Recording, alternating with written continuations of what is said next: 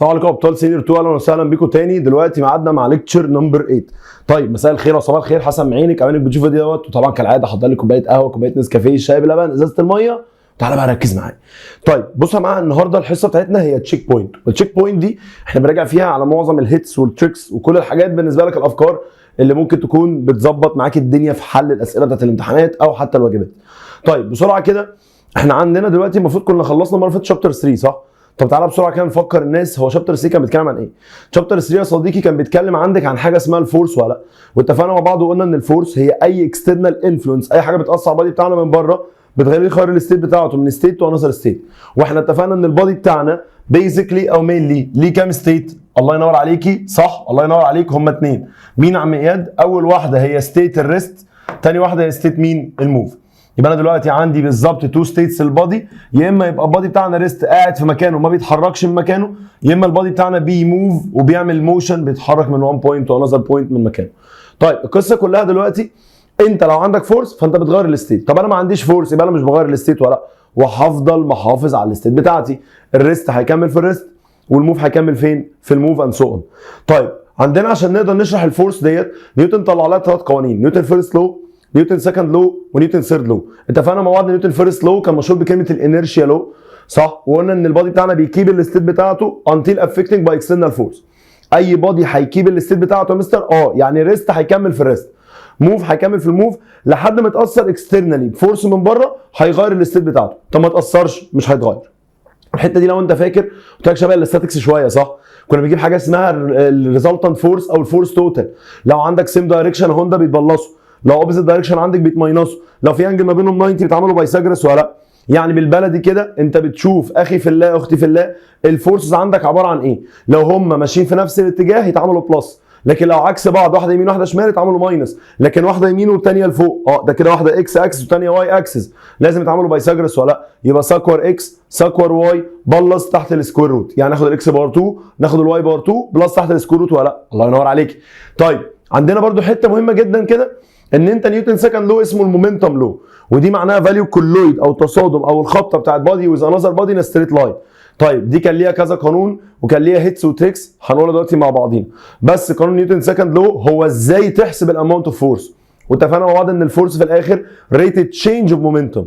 كلمه ريتد تشينج اوف مومنتم يعني مومنتم زادت بكام؟ المومنتم عندك قلت بكام؟ افري تايم كام يا واد؟ 1 سكند. الله ينور عليك. طيب وده كان بعد كده تكون منه القانون الاشهر على الاطلاق، وهو الفورس بتساوي ماس تايمز اكسلريشن او ام اف اي. طيب نيوتن ثيرد لو ده كان بالنسبه لك ابسط قانون فيهم، فور افري اكشن ذير از رياكشن ايكوال ان ماجنتيود اوبزيت ان دايركشن ولا لا؟ لكل فعل في رد فعل بيساوي نفس الماجنتيود بس اوبزيت فين؟ في الدايركشن ولا لا؟ يعني انا دلوقتي ضحكت لك انت ضحكت لي صح؟ انا دلوقتي كشرت لك انت كشرت لي، فده يعتبر اكشن وايه؟ ورياكشن. هل ده بيحصل على بادي ولا على تو ديفرنت باديز؟ الله يبارك لك صح، على تو ديفرنت باديز قصاد بعض ولا لا؟ يعني انا بادي بدي لك الاكشن وانت كنظر بادي بترد عليها برياكشن ولا لا؟ فدوت بيحصل ما بين تو باديز ايكوال في الفاليو بات اوبوزيت فين؟ في الدايركشن، يعني بيبقى عكس بعضيهم صح كده يا شباب؟ طب بقول لك ايه، الكلام اللي احنا قلناه ده كله يعتبر بالنسبه لك الملخص بتاع نيوتن لوز ولا لا؟ طيب وكان عندك اخر واحد كان مشهور بكلمه الاكشن اند رياكشن. تعال نبتدي بالمانيفستو بسرعه كده ونسخن مع بعضينا عشان الناس تخش جوه المود بسرعه. المانيفستو بتاعنا هنلم فيه كل الهيتس والتريكس بتاعت شابتر 3 باذن الله، بحيث دلوقتي الناس وهي بتراجع تبقى الدنيا متظبطه معاها متربطه معاها. طيب اول حاجه خالص في المانيفستو بتاعنا هنتكلم عن المومنتم، والمومنتم هناخد سمبل بي. طيب البيهايه ليها بالنسبه لك 3 بروبابيلتي او 3 ابيلتي ممكن احسب بيها. طيب تعالى افكرك بيهم هم مين؟ البي عندك يا واد بتساوي ماس تايمز الدلتا في، يعني الماس تايمز التشينج اوف فيلوسيتي، او ممكن افكها تبقى البي بتساوي ام تايمز فك الدلتا في تبقى في اف ماينس في اي ولا لا؟ اللي هي لو عندك فاينل فيلوسيتي وعندك انيشال فيلوسيتي. طبعا الفاينل فيلوسيتي انا بنهي بيها، لكن انيشال فيلوسيتي كنت ببدا بيها. طيب اخر حاجه عندك ان المومنتم بتاعتك يا صديقي بتساوي الفورس تايمز الدلتا تي، او ممكن نقول الفورس تايمز التايم امباكت ولا لا؟ يبقى تاني يا جماعه انت عندك دلوقتي هنا البيهايه دي هي المومنتم، البيهايه دي مين يا جماعه؟ المومنتم بتاعتي، والمومنتم دي هي الفاليو بتاعت الكولويد او الفاليو بتاعت التصادم. الفاليو بتاعت بالنسبه لك ان بادي بيخبط ويز انذر بادي ولا لا؟ فاليو الخبطه دي بكام؟ فاليو الكولويد بكام؟ فاليو التصادم دي بكام؟ دي تعتبر عندك مومنتم ولا لا؟ طب يا صديقي هنا المومنتم هعرفها منين يا مستر مودي؟ ان هي موجوده عندي لو لقيت رقم جنبيه كلمه كيلوجرام متر بير سكند او نيوتن تايم السكند. من القانون ده برضو لو لقيت اي رقم جنبيه كيلوجرام متر بير سكند او نيوتن تايم السكند في السيتويشن دي او في السيتويشن دي، يبقى انت اكيد بتتكلمي عن المومنتم ولا لا. تمام يا مستر. طب ايه تاني؟ عندك تاني حاجه بنتكلم عليها يا صديقي، عندك تاني حاجه بنتكلم عليها يا خالتي، هي الفورس. واتفقنا ان الفورس الفيزيكال كوانتي اللي بتاثر على البادي ستيت وتخليه يغير الستيت بتاعته من 1 بوينت تو انذر بوينت، من ريست تو موف او موف تو ايه؟ ريست. طب الافايه ليها 3 بروبابيلتي او 3 احتمالات. طيب تعالوا نقول كده مع بعضينا. يبقى الفورس بسم الله، اول حاجه دلتا بي اوفر الدلتا تي، تشينج بتاع المومنتم والتايم. طب تاني حاجه ممكن افك الدلتا بي دي ولا مش ممكن؟ ممكن صح؟ يبقى ماس تايمز في اف ماينس في اي اوفر الدلتا تي. طيب تالت حاجه عندك يا مين يا جماعه؟ ان الاف بتساوي ماس تايمز اكسلريشن ولا لا؟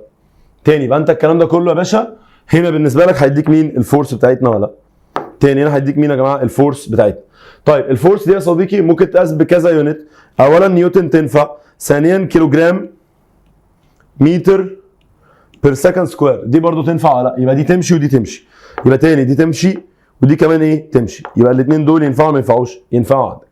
طيب دول كده يعتبروا اول حاجه المومنتوم، تاني حاجه الفورس. طب في حاجه ثالثه يا مستر؟ عندك الاكسلريشن. الاكسلريشن يا صديقي، الاكسلريشن هنا يا فندم هيتقاس بثلاث استبات، ممكن يتقاس بالاستبايه دي او دي او دي حسب الجيفن. طبعا يا جماعه انا دلوقتي لما بدي لك كذا قانون لكل حاجه حسب الجيفن داتا. يعني مثلا المومنتوم لو عندك ام وفي هي هستخدم الاولاني، فاعتبر في هي دي الدلتا في. لكن لو عندك ام و2 في يبقى ساعتها هعمل ماس تايمز في اف ماينس الفي اي، الفاينل فيلوسيتي ماينس الانيشال فيلوسيتي. طيب هنا لو عندك فورس وتايم يبقى اف تايمز دلتا تي ولا، وهكذا وهكذا. طب انا دلوقتي عندك هنا هو يا صديقي الاكسلريشن بقى. الاكسلريشن هنا ليها 3 سكك، وثلاث سكك مهمين خلي بالك وبيجوا في الامتحانات. طيب اول واحده خالص الاي بتساوي في اف ماينس في اي اوفر الدلتا تي، ودي الاشهر على الاطلاق وخدتها قبل كده في ميدل 3. او ممكن اجيب الاكسلريشن من هنا اهو، من القانون ده. لو حبيت اجيب الاهايه صح اخليها في سايد لوحدها مع الايكوال، والامايه دي زياده مزاولاك تعدي الناحيه الثانيه هناك تغير السايد تغير السايد. بدل ما الماس هنا كانت بالتايم تعدي الناحيه الثانيه يا واد بالايه؟ ديفايدد. تمام، واللي بعد الديفايد ده بينزل لتحت، فالاكسلريشن هتساوي فورس فوق على ماس تحت ولا. طيب اخر حاجه الاكسلريشن انا ممكن افك الاف دي ازاي يا مستر ماضي؟ هفكها تبقى دلتا بي على دلتا تي. ماشي، يبقى دوت هيساوي كده دلتا بي اوفر الدلتا تي، وكده كده عندك تحت كان في ماس فهنطيمزها في الماس ديت ولا. طيب ده كده يعتبر بالنسبه لنا الاكسلريشن فاليو. تاني ده كده يعتبر مين يا جماعه؟ الاكسلريشن فاليو بتاعتك ولا. طب زي الفل زي الفل يا مستر. طب هنا الاكسلريشن بنعرفها ازاي؟ قال لك اي بالنسبه لك حاجه بتقاس بمتر بير سكند سكوير، اي حاجه بتقاس عندك مثلا بنيوتن بير كيلو جرام، دي تعتبر بالنسبه لنا مين يا جماعه؟ اكسلريشن. يبقى دي تمشي ودي كمان ايه؟ تمشي ولا. يبقى انت عندك ده او ده الاثنين ما فيهمش مشكله. طيب غير كده يا جماعه ممكن بالنسبه لك نلعب لعبه ثانيه خالص بقى. ايه اللعبه الثانيه دي؟ انت عندك دلوقتي الايكويشنز اوف موشن ممكن تخش معانا في الجيم، والايكويشنز اوف موشن دي هي بتوصف اي بادي بيتحرك فين؟ في ستريت لاين زي ما قلت لك الحصه اللي فاتت. اي بادي عندك بيتحرك في ستريت لاين زي الكار زي البايسكل زي الترين زي الهيومن اند سو اون، ممكن نوصفه عن طريق 3 ايكويشن عمال نيوتن طلعهم ولا لا. في الفيرست ايكويشن بستخدمها لو انا عندي تايم، تمام. في الثيرد ايكويشن بستخدمها لو انا ما عنديش تايم. في السكند ايكويشن بستخدمها لو اتزنقنا بين الديستانس والتايم او ديسبيسمنت والتايم. طب تعال نفتكرهم مع بعض بسرعه كده، فذكر فان الذكرى تنفع. ادي 1 ادي 2 ادي 3. طيب يلا بينا. اول ايكويشن بتقول ان الفي اف ايكوال في اي بلس اي تي. تاني ايكويشن بتقول ان الدي ايكوال في اي تي بلس هاف اي تي سكويرد. تالت ايكويشن هتنفع في اف سكوير ماينس في اي سكوير ايكوال 2 اي دي.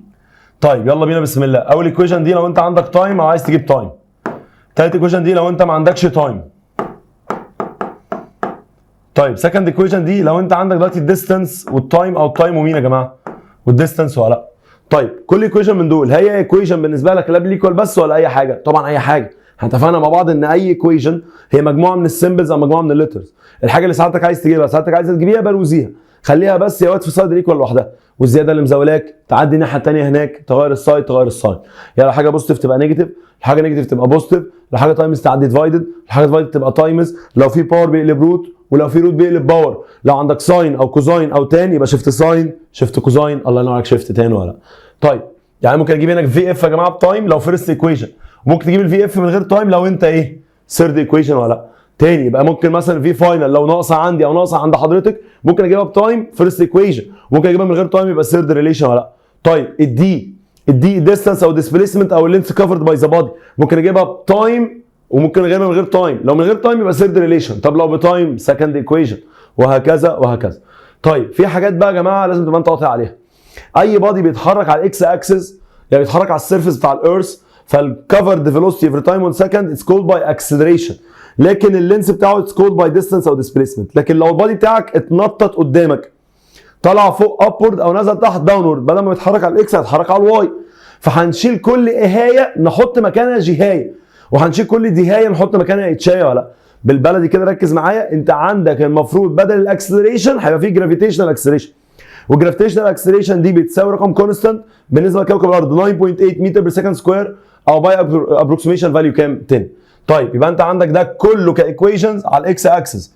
طب لو بقى على الواي اكسس يا فندم تعالى اقول لك، هنشيل الاي نحط جي وهنشيل الدي نحط اتش. تاني يا جماعه ادي بالنسبه لك هنا ده مش جراف يا جماعه، ده مش جراف، انا بس بتكلم معاك ان ده بادي على الجراوند ولا لا. طيب لو بادي بيتحرك على الجراوند فهو على الاكس اكسس، يبقى عندك اكسلريشن واللينس كفر دي. طيب لكن لو فروم الاكس اكسس اب اور داون يبقى جرافيتيشنال اكسلريشن واتش ولا لا. قشطه؟ مع العلم بالشيء ان الجي بتاعتك كجرافيتيشنال اكسلريشن بتساوي بوزيتيف 9.8 متر بير سكند سكوير، او ممكن بقى ابروكسيميشن فاليو كام يا جماعه؟ فاليو 10 متر بير سكند سكوير ولا لا. ده الرقم الكونستانت بتاع كوكب الارض. تاني يا جماعه ده الرقم الكونستانت بتاع كوكب الارض عندي. تمام كده يا شباب؟ تمام يا مستر. طيب بص بقى، عندك دلوقتي لو في بادي كنا سيبناه من فوق من عند هايت ينزل towards الجراوند، ينزل towards الجراوند بالمنظر ده. طيب وهو نازل دي يا جماعه حاجه اسمها الفري فول. تاني وهو نازل دي حاجه عندك اسمها الفري فول. طيب لو انت رميته لفوق وطالع من الجراوند دي حاجه اسمها بروجكتايل ابورد. بروجكتايل ابورد. تاني يبقى انت دلوقتي لو بادي كان فوق وبدا ينزل ده اسمه فري فول، لكن لو طالع فوق اسمه بروجكتايل ابورد ولا لا. طيب هنا يا جماعه عشان تبقى انت برضه فاهم، الفري فول في حاجتين لازم تبقى انت عارفهم، الفي اي لازم تبقى بزيرو، والجي بتاعتك هنا بوزيتيف 9.8 او بوزيتيف 10 متر بير سكند سكوير. طيب هنا بقى الفي فاينل اللي هتوصل عند الجراوند تبقى مين يا جماعه؟ ماكس ولا مش ماكس؟ لان انت البادي بتاعك دوت لما تسيبه بالنسبه لك هيعمل فولينج توردز الجراوند، هو بيعمل فولينج توردز الجراوند تفضل السرعه بتاعته تزيد زيد زيد زيد زيد زيد لحد ما توصل للماكسيمم ولا. طيب هنا بقى اي بادي انت بترميه بالنسبه لك يبقى الفي اي بتاعته هي اللي بماكس، بس الفي فاينل بتاعته اللي هي بالنسبه لك عند الماكسيمم هايت لما تيجي ترمي من ده لفوق اهو اعلى هايت وصل له بالنسبه لك كان بقى بزيرو ولا لا. طول ما انت بتطلع صوتك بتقل تقل تقل تقل تقل لحد ما تقف فوق برضه صوتك بعدين تنزل تاني ولا صح؟ يبقى وانت طالع صوتك بتزيد ولا بتقل؟ بتقل. يبقى انت بتاكسلريت ولا بتديسلريت؟ بديسلريت. يبقى دوت نيجاتيف 9.8 متر بير سكند سكوير. تاني نيجاتيف 9.8 متر بير سكند سكوير. يبقى انت عندك هنا الفري فول يبقى الفي اي بزيرو والجي بتاعتك بوزيتيف 9.8. طب ولو انت بتطلع لفوق يبقى ساعتها الجي بتاعتك نيجاتيف 9.8 مش بوزيتيف، نيجاتيف 9.8 عشان بيديسلريت، والفي اف عند الماكسيموم هيت اللي بكام يا جماعه؟ هي اللي بزيرو. اتفقنا شباب على الكلام ده؟ طيب بصوا بقى يا جماعه عشان الكلام ده فيري امبورتنت. اي بادي عندك بيتحرك زي الكار او البايسكل او الترين اند سو اون. طيب الفورس يا جماعه بتاعته دي بتبقى اتنين مش حاجه واحده. اولا البادي بتاعنا ده بيحتاج فورس ان هو يتحرك بيها، يعني في فورس بتحركه لقدام، في فورس بتحركه لقدام، فدي بتعمل فورس اسمها اكتنج. تمام؟ وطبعا الكار تايرز دي اكيد مع الرود بتعمل احتكاك صح؟ بتعمل فريكشن فورس تحاول تعطلها، فديت اسمها الفورس اوف فريكشن. فورس اوف ايه يا جماعه؟ اوف فريكشن. يبقى انت عندك هنا في فورس اكتنج في فورس فريكشن. الفورس اكتنج دي اللي بتخلي البادي بتاعنا يحاول يطلع لقدام فورورد، لكن الفورس بتاعت الفريكشن بتحاول تاخر البادي او تعطل البادي او تقف في سكه البادي ولا. تاني زي ما انت دلوقتي لو سايق عربيه ما دوستش بنزين وسبتها ماشيه زي ما هي هتلاقي صوتك بتفضل تقل تقل تقل تقل لحد ما تقف في الاخر.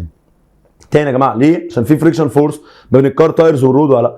فانت دلوقتي الراجل بيتكلم معاك وبيقول لك ان الفورس نيدد تو موف ا بادي، الفورس نيدد تو موف البادي يعني الفورس بتاعت الموفينج هي بتساوي الفورس اكشن اللي هي بتعمل اكتنج على البادي، ولا الفورس فريكشن، ولا الاثنين دول ماينس بعض؟ الاثنين دول ماينس بعض ولا لا؟ فمن هنا يا جماعه هنقول حاجه مهمه، ان الفورس نيدد تو موف اني بادي هي بتساوي الفورس اكشن على البادي او اكتنج على البادي تو ميك ات موف فورورد ماينس الفورس فريكشن. ليه؟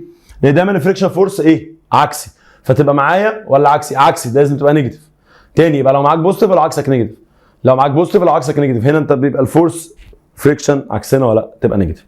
يبقى انت عندك الفورس اكتنج لو لقدام فالفورس فريكشن عكسها لورا ولا لا؟ فابتدي بالنسبه لك تعطلك او تقف في سكتك، فتبقى بالنسبه لك بتساوي نيجاتيف. قشطه يا شباب؟ يبقى تاني الفورس اكتنج دي اللي بتاثر على بادي فورورد، طب الفريكشن دي بتاثر على البادي باكورد، العكس. فعشان كده لما نيجي نقول الفورس موفينج هتساوي الفورس اكتنج ماينس الفورس فريكشن ولا لا؟ تمام؟ طيب الكلام ده يا جماعه يا ريت لو حد عايز يكتبه يكتبه بسرعه كده بقلمك بالنسبه لك وبخط ايدك، قلم اسود وازرق واحمر، ودلع نفسك واكتب منافسته ده. نشرب بق ميه ونكمل بقيته. بسم الله الرحمن الرحيم.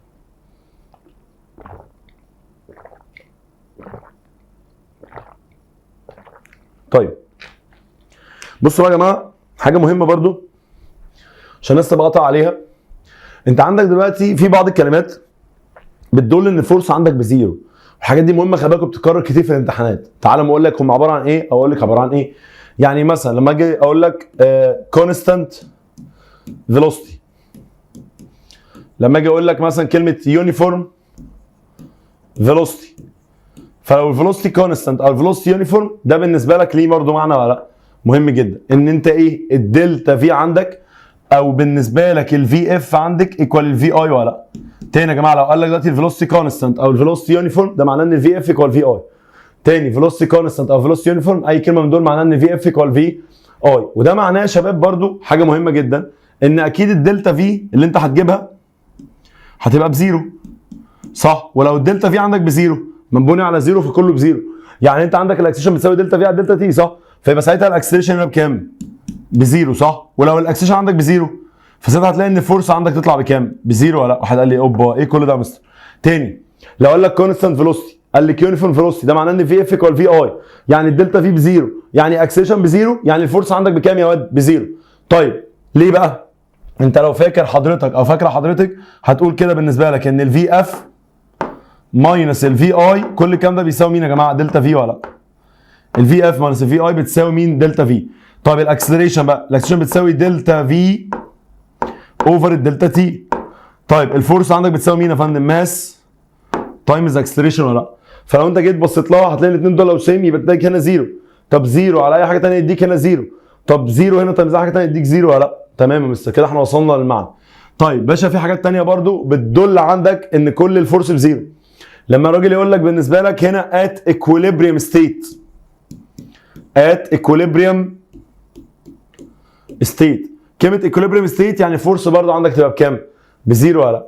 تاني at equilibrium state يعني معناها يا جماعه ان التوتال فورس او السيجما فورس او كل الفورسز لما تجمعها مع بعض يديك في الاخر كام يا جماعه؟ زيرو.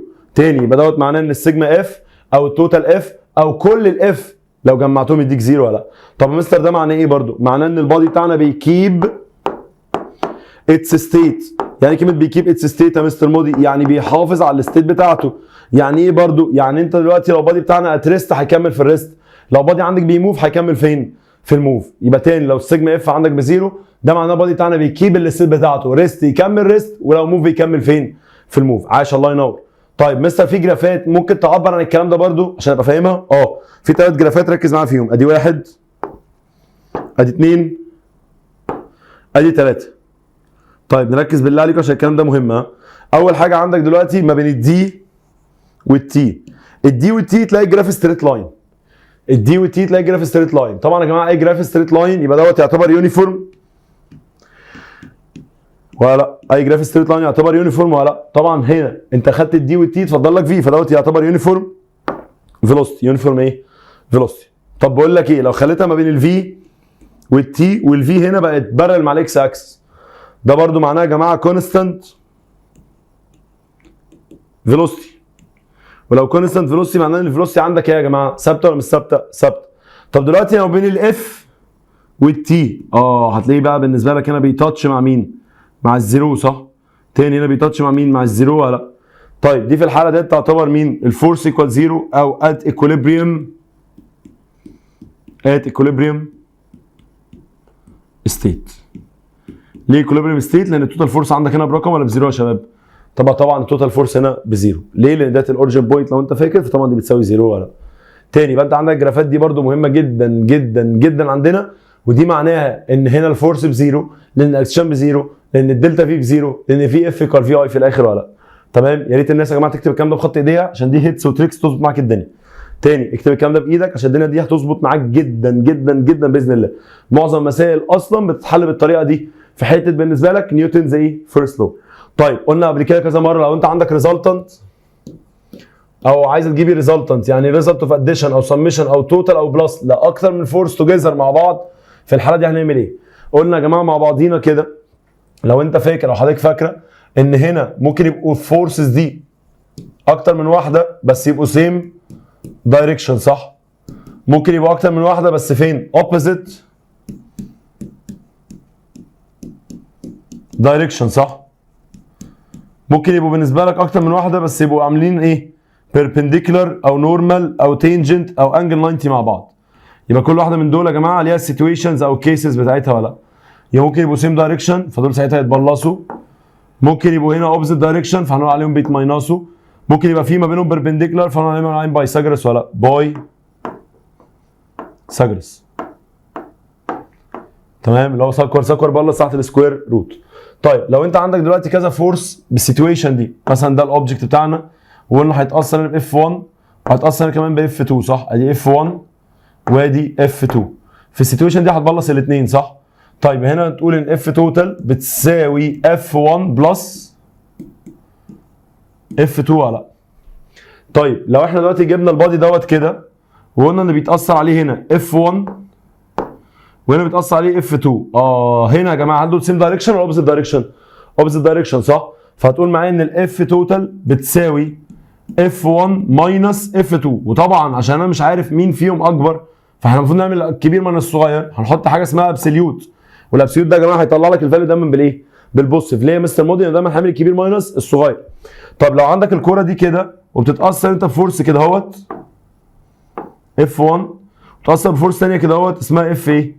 2. في السيتويشن دي او في الحاله دي يا جماعه تبقى بايثاغورس ولا مش بايثاغورس؟ بايثاغورس. فيبقى الاف توتال هنا بتساوي مين يا جماعه؟ اف 1 سكويرد اف 2 سكويرد بلس تحت السكوير روت ولا. تمام يا شباب؟ يبقى انت عندك دلوقتي ده كده لو هم سيم دايركشن اتبلصوا، كده لو هم اوبوزيت دايركشن اتماينصوا، كده لو هم في ما بينهم انجل 90 يبقى بايثاغورس ولا. تمام يا شباب؟ طيب ده كده يعتبر بالنسبه لك برده بقيت جزء من مانيفستو. يا ريت بعد اذنك تكتبه بايدك او تكتبيه بايديكي، هيظبط معاك وهيظبط معاك كتير جدا. تمام يا شباب؟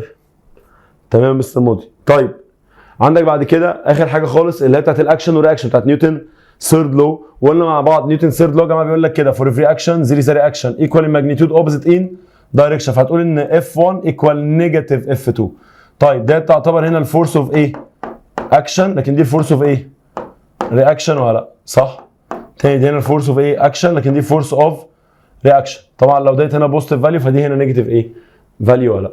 طبعا ده يعتبر مين؟ نيوتن ثيرد لو. طيب بقول لك ايه، تعالى نبتدي حل كده عشان نسخن كده الدنيا والناس بالنسبه لك تعرف تحل معانا. يلا بينا. هاتوا لي البوكت بتاعكم صفحه 132 بسرعه كده يا شباب. البوكت بتاعنا صفحه 132 وتعالى نبتدي مع بعضينا بقى. 21 بيقول لك if the acceleration is represented by relation ال A بتساوي دلتا V على دلتا T then the change of velocity affected by acceleration 4 متر per second square. يبقى دي الاهايه. يعني نطلع الجيفن الاول، صح؟ يبقى الاهايه بتساوي كام؟ 4 متر per second square. طيب التي بتاعتك بتساوي 2 سكندز ولا لا؟ طيب هل ممكن اجيب الدلتا فيها؟ مش ممكن. ممكن، صح؟ تعال نجيب الدلتا فيها يا باشا. تعال نجيب الدلتا فيها يا باشا. هتقول كده معايا يلا بينا. القانون بتاعنا بيقول يا مستر مودي ان الاي بتساوي دلتا في اوفر الدلتا تي. حضرتك عايز تجيب الدلتا في بتاعتك من هنا، صح؟ يبقى الدلتا تي دي زياده ومزاولاك، تعدي الناحيه الثانيه هناك تغير السايد تغير الساين.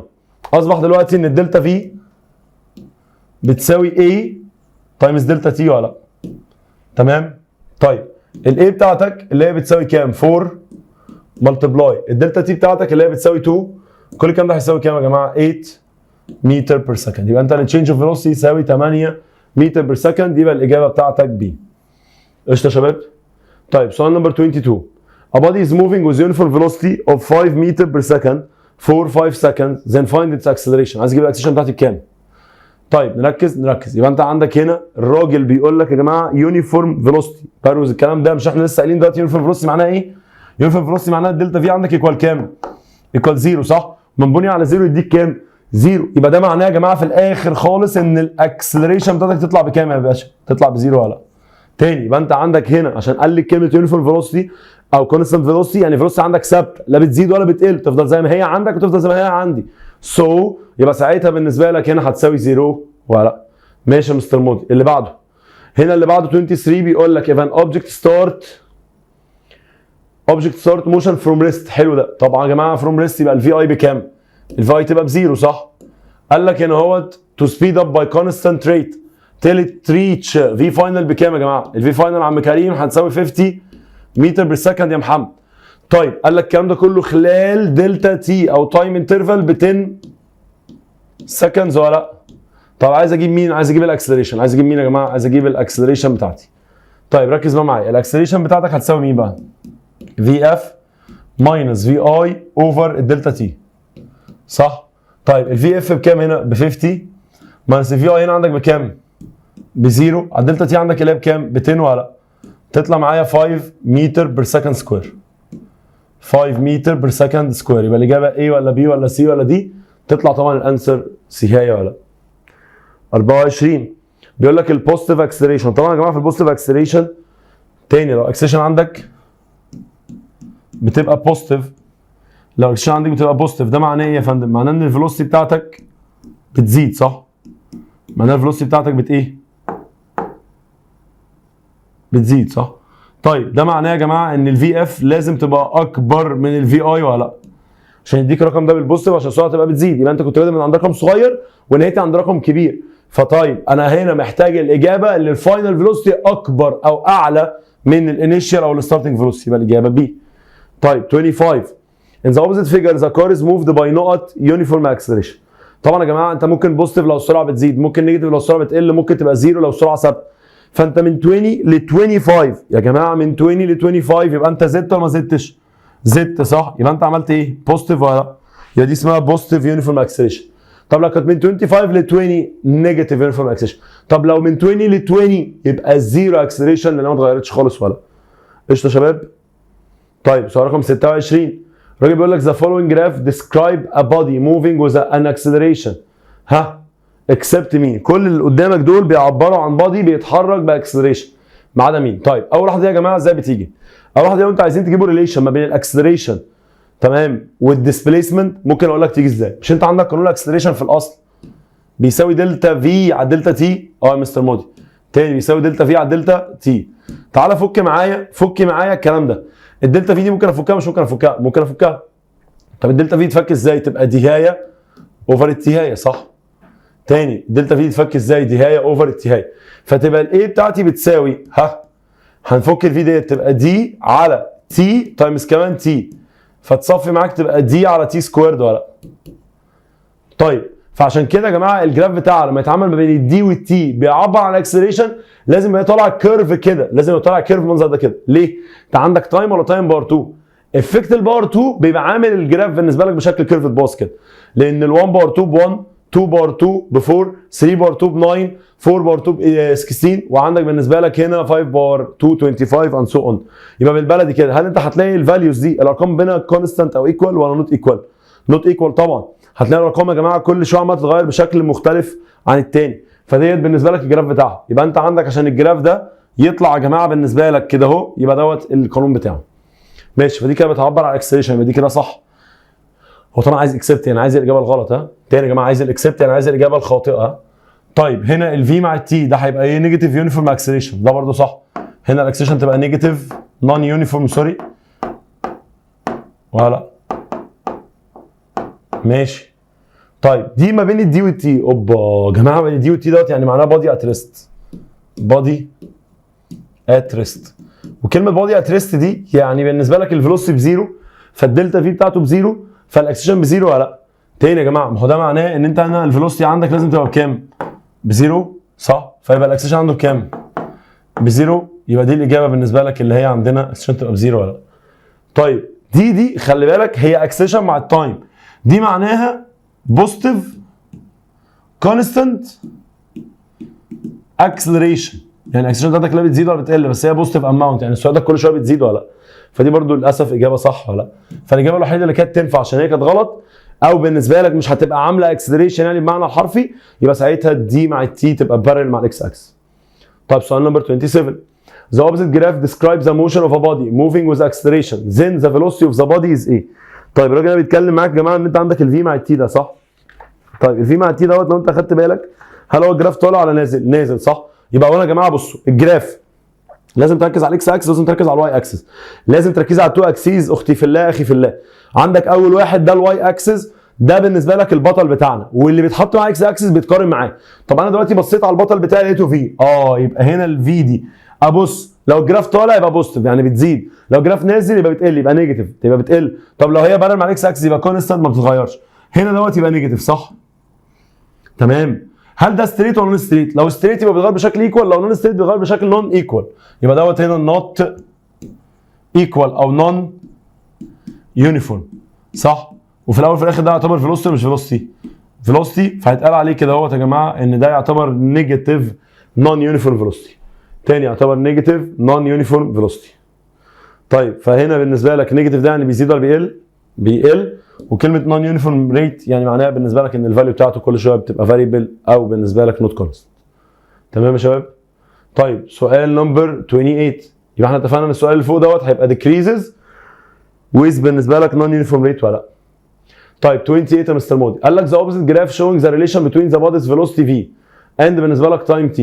طيب البادي موفد باي ايه؟ طيب انا لو مكانك او مكانك ممكن اخد اي نقطه عادي من على الجراف ده وانزل بيها مره اكس اجيب مره تي، وانزل بيها عند مره الاي واي اكس اجيب مرها الفي. طيب انا كمودي ده رايي الشخصي، انا بحب اخد اخر نقطه، بس طبعا ما بحبش اخد اخر نقطه، براحتك خد النقطه اللي تعجبك. في حد بياخد نقطه في الاول، في حد تاني بياخد نقطه في النص، انا بحب اخد النقطه اللي في الاخر. تمام. فديت اتس اب تو يو، لو نزلت هنا اخرك يبقى كام؟ لو نزلت هنا يبقى اخرك كام؟ قشطه.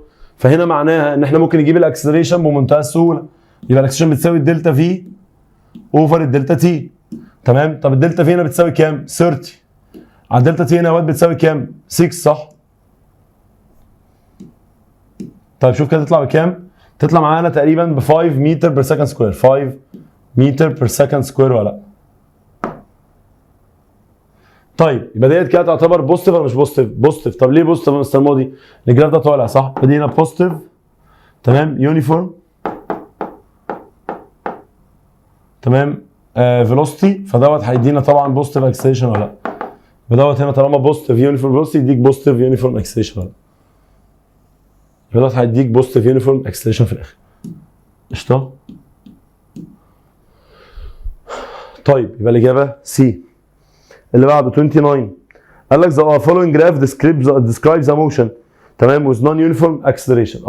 عايز حاجه بتوصف بالنسبه لك هنا body بيتحرك with non uniform acceleration which object has the greatest او large مين يا جماعه؟ acceleration عندنا. طيب مبدئيا كده ركز كده في التشينج بتاع الفيلوسيتي، ممكن تحسب كل واحده فيهم صح؟ يبقى انت هتاخد الفي اوفر التي صح؟ طيب هنا ده اول واحده تبقى بكام بقى؟ اول واحده دي هتبقى اكسلريشن تبقى 60 على الثلاثه صح؟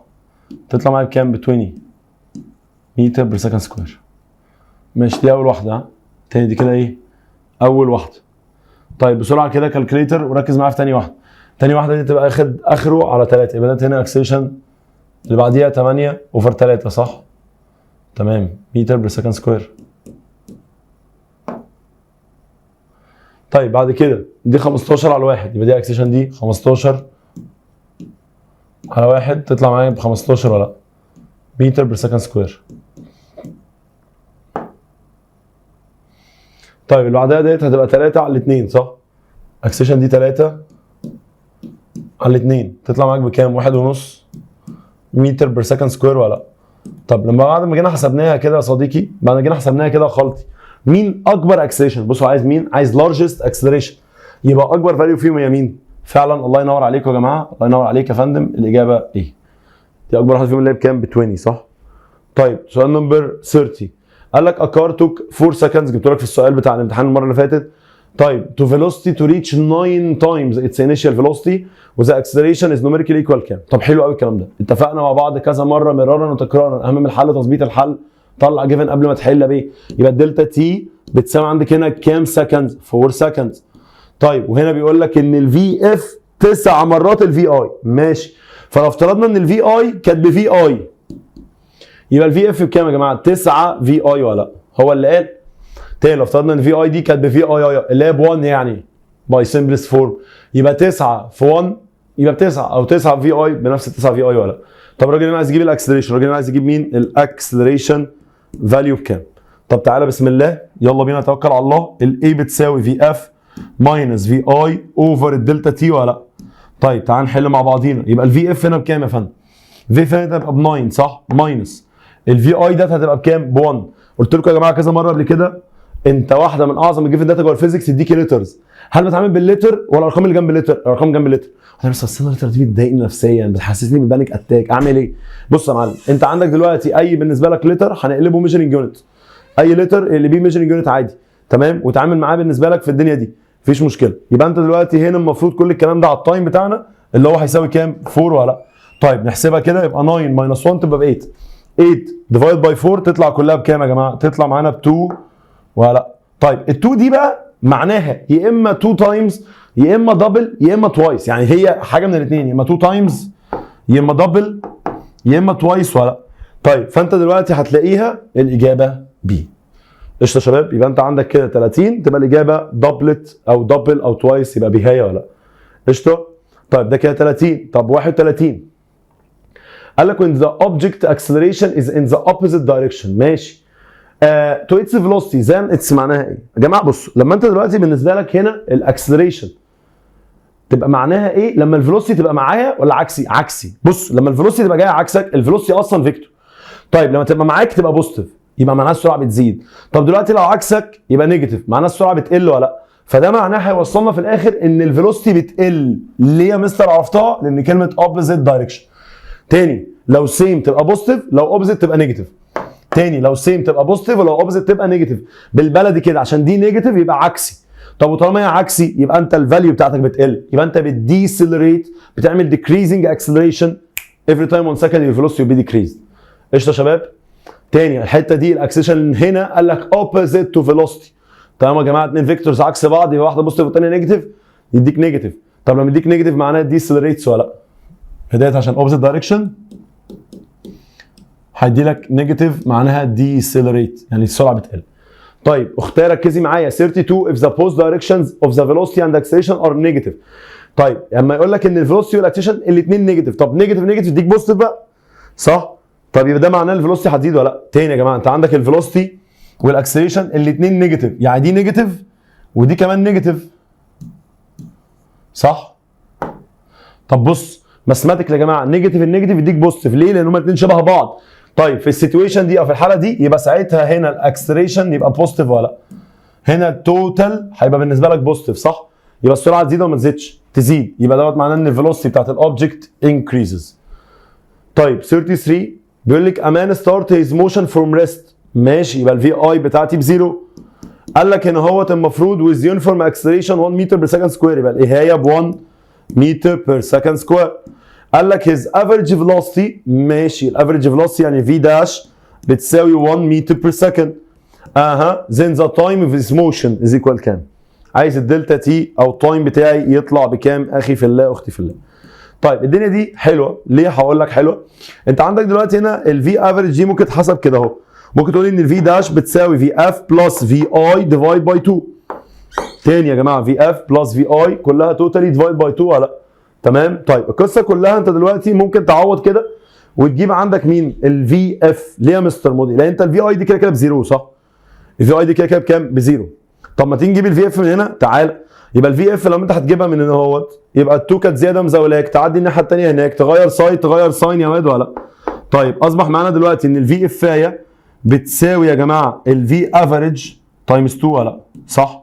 طيب الفي افريج هنا اللي هي بكام؟ ب 1 ملتبلاي باي 2 تطلع معاك بكام يا جماعه؟ 2 متر بير سكند. طيب احنا كده جبنا الفي اف، يبقى تاني يا جماعه قانون الافريج فيلوسيتي ده اللي هو كان ممكن يجيب سكتين، توتال ديسبيسمنت على توتال تايم، دي تمام.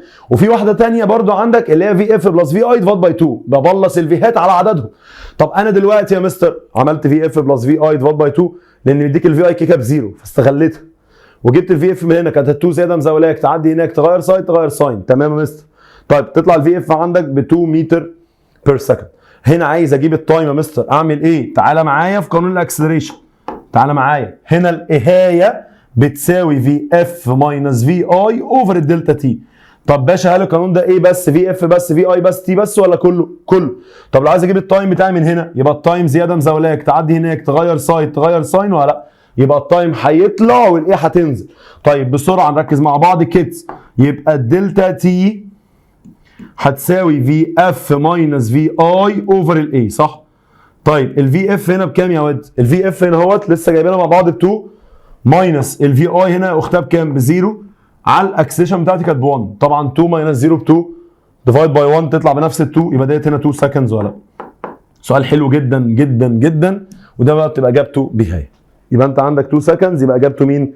بهايه عندنا ولا لا؟ هل دي فيها ازمه وفيها مشكله يا شباب؟ طيب ناخده بريك صلاه ونرجع نكمل مع بعض تاني. عايزك بس لو انت في صلاه مأخره ولا حاجه تروح تصلي ونرجع نكمل مع بعض، فاصل ونرجع نكمل تاني. طيب بعد ما خدنا بريك كده يا شباب تعالى نرجع نكمل تاني بقى. هات لي الصفحه اللي بعديها 134. طيب 134 الراجل بيقول لك ذا اوبوزيت جراف، الرسمه التي امامك ديت المفروض ان هي ما بين الفي عند الواي اكسس والتي عند الاكس اكسس، صح؟ بس الجراف ده طالع ولا نازل؟ طبعا نازل. طب يا جماعه لما الجراف يبقى نازل يبقى بوزيتيف ولا زيرو ولا نيجاتيف؟ الله ينور عليك، يبقى الجراف طالع بوزيتيف، الجراف نازل نيجاتيف، الجراف برمى الاكس اكسس يبقى بزيرو. تاني يا جماعه لو في جراف طالع ايا كان بقى طالع ستريت ولا نون ستريت يبقى دوت بوزيتيف. طيب اي جراف عندك نازل اذا كان ستريت او نون ستريت يبقى دوت نيجاتيف. طيب اي جراف عندك او عندي باراليل تمام يبقى دوت بكام يا جماعه؟ بزيرو ولا لا؟ طبعا بتكلم على التشينج، هنا بتكلم على التشينج فاليو او التشينج اماونت بتاعتي. طب انا دلوقتي هنا الجراف بتاعي كان نازل فدوت يبقى نيجاتيف، صح؟ يبقى هنتكلم مع بعض ان ده هيبقى نيجاتيف يونيفورم اكسلريشن ولا نيجاتيف نون يونيفورم اكسلريشن بقى؟ هنا تبقى نيجاتيف يونيفورم اكسلريشن. ليه؟ لان دوت هنا التشينج بتاع الفيلوسيتي لما تيجي تحسب منه الاكسلريشن هيطلع الفاليو بتاعتك ولا لا؟ فطبعا هستخدمها نيجاتيف يونيفورم، هستخدمها نيجاتيف ايه؟ يونيفورم. احنا بس المفروض تبقى نيجاتيف نون يونيفورم، هي نيجاتيف نون يونيفورم لو فيلوسيتي. هو الراجل بيتكلم على الاكسلريشن على فكره. الراجل بيتكلم على السلوب يا جماعه، مش بيتكلم على الفيلوسيتي. عشان في حد قال له مستر طب دي ازاي دي نون ستريت يا مستر؟ ازاي تطلع يونيفورم؟ باشا هنا الراجل مش بيتكلم عن اللي على الواي اكسس، الراجل بيتكلم عن الحاجه اللي هتطلع من الواي مع الاكس. فاهم قصدي؟ لما نيجي نحسبها هتطلع في الاخر ايه بقى؟ اكسلريشن، فالاكسلريشن هتبقى هي اللي نيجاتيف يونيفورم. قشطه؟ لان كده كده طبعا متفقين يا جماعه لو الفيلوسيتي اصلا شاكب راكب طلعت زي ما هي او التشينج بتاعها يونيفورم فلازم تطلع بزيرو اكسلريشن. تاني لو الدلتا في بتاعتك هنا بالنسبه لك كانت اسمها يونيفورم فيلوسيتي او اسمها كونستانت فيلوسيتي فالدلتا في بزيرو فالاكسلريشن تطلع بزيرو ولا لا؟ فهمتوا قصدي؟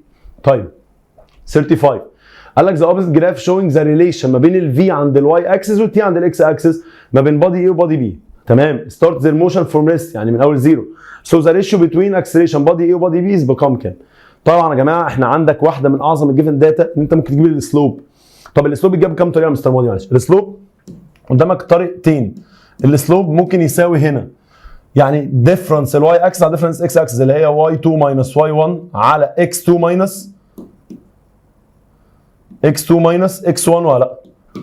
او ممكن تكون بتساوي tan سيتا ويز اكس اكسس، دي تنفع ودي تنفع. يبقى انت عندك دلوقتي هنا يبقى تبقى واي 2 ماينس واي 1 اكس 2 ماينس اكس 1 او tan سيتا ويز اكس اكسس او tan الانجل بتاعت الاكسايه ولا لا؟ طب ماشي حلو جدا الكلام ده. هنا يا باشا انت عايز تجيب الاكسلريشن صح؟ طب تعالى هنا لو عايز اجيب اكسلريشن الاي على اكسلريشن البي فده هيساوي مين يا جماعه؟ tan الاي على tan الانجل بتاعت بي، صح؟ طيب tan الاي دي اللي هي بكام بقى؟ tan الاي دي اللي هي الانجل من الاي لحد الاكس كلها. هل هي 45 ولا 15 ولا 45 و15؟ الله يبارك لك 45 و15 يبقى كلها tan كام؟ tan 60. ال 60 جت من هنا مستر مودي يا ابني اعمل كده 45 بلس 15 اعملها بالله عليك صح tan 60 يا واد الله ينور. طيب لكن بالنسبه لك tan البي بقى tan البي دي اللي هي الانجل من هنا لحد الاكس اكسس يبقى دي tan كام يا جماعه؟ tan 45 tan 45 ولا الكلام ده تعالى نعمله على الكالكوليتر الكاسيو بتاعتنا هيطلع معانا بروت 3 صح؟ طبعا يا جماعه الاجابه روت 3 دي يعني كانها روت 3 ديفايد باي 1 ولا ليه؟ ما هي اي حاجه ديفايد باي 1 تطلع بنفس الفاليو. تاني اي حاجه عندك او عندي عند حضرتك تطلع ديفايد باي 1 تبقى نفس الفاليو ولا مش نفس الفاليو؟ نفس الفاليو على طول ولا؟ طيب نمبر 36 قال لك the car A start its motion from rest with uniform acceleration ماشي of 1 meter per second square to the first 10 seconds. جميل. طيب هنا الراجل بيتكلم ان العربيه A دي بدات الاول من ريست. تمام. طيب يعني كده من الزيرو بعدين اتحركت باكسلريشن 1 متر بير سكند سكوير عشان سرعتها فضلت تزيد لمده 10 ثواني. بعد كده كار بي كانت بتتحرك بكونستانت فيلوسيتي في اول 10 ثواني دول. بعد كده في 10 ثواني التانيين العربيتين عكسوا بقى. العربيه A هي اللي ثبتت والعربيه B بالنسبه لك هي اللي قلت. تمام. يبقى انت عندك كده كانت الاي مثلا تعال نجيب كده كار A لوحدها ونجيب كار B لوحدها بعدين نحطهم مع بعض نجيب الجراف بتاعنا. تاني كار A دي لوحدها صح؟ يبقى كار الاي دي اولا يا جماعه في اول 10 ثواني ما شاء الله عليها كانت بتزيد بعدين ثبتت. هو اللي قال كده. هو اللي قال لي كده صح؟ فهي كانت هنا بتزيد بوزيتيف بعد كده بقت كونستانت بقت ايه؟ كونستانت. طيب هنا بقى كار البي بقى العربيه الثانيه بي الله يبارك لك صح؟ حصل معاها العكس. يعني حصل معاها العكس يعني دلوقتي الكار بي دي اول حاجه كانت هي ثابته في اول 10 ثواني. بعد كده نزلت بقى عملت ديسلريت يبقى الاول كانت هي كونستانت بعدين بقت ايه يا جماعه؟ بقت نيجاتيف ولا لا؟ طيب فانت عايز اجابه ان هنا بالنسبه لك الاي بتطلع بعدين البي بتنزل صح؟ بصوا هو دي للاسف في الطباعه مش باينه بس انا هوضحها لك. جماعه هي الاي دي اللي موجوده بالاحمر ها؟ هتعملها بس معايا كده معلش بالقلم الاحمر عشان دي ما كانتش واضحه للاسف في الطباعه بتاعت البوكلت. تاني يا جماعه معلش دي كده مش واضحه في الطباعه بتاعت البوكلت. طيب ده البادي ايه معمول بالاحمر كده والبادي بي معمول بالازرق كده. ماشي عشان محدش يتلخبط. دول كده باينين يعني دول كده باينين اصلا بس عشان دول فيهم تداخل فانت عندك البي بالاحمر لكن الاي بالازرق اهو. قشطه. طيب اللي بعديها ادي الاي بالازرق معلش اعملها معايا كده وادي البي دوت بالايه؟ بالاحمر زي ما انت شايف كده. قشطه يا شباب. تاني يبقى انت عندك دلوقتي كل واحده من دول كده ليها الفاليو بتاعتها. يبقى انت عندك البي اللي بالاحمر والاي اللي بالازرق. قشطه. طيب يا ريت بس ننتقل عليهم كده اهوت ونشوف انت المفروض بقى عايز ايه؟ عايز الاي بتبقى طالع وبعدين تبقى كونستنت والبي بتبقى نازل ولا كونستنت او كونستنت بعدين تبقى نازل. فتبقى الاجابه دي تبقى الاجابه مين يا جماعه؟ دي هي. انا عارف طبعا لا هي الالوان مش واضحه فانت هتتلخبط او هتتربى مش هتبقى عارف تختار سي ولا دي. ماشي؟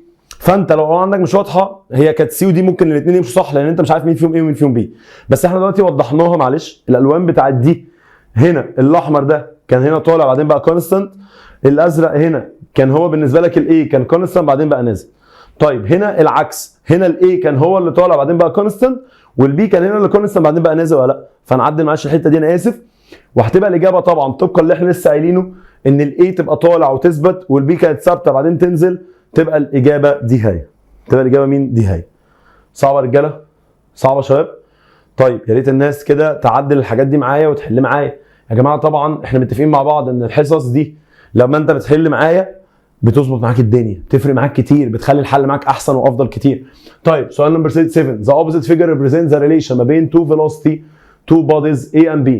طيب so which of the following sentences is right؟ جماعه مين بالنسبه لك من الجمل الاتيه تعتبر جمله صحيحه جمله تنفع يعني. قشطه. يعني معنى كده يا جماعه ان الجمل الثانيه دي غلط ولا مش غلط؟ غلط.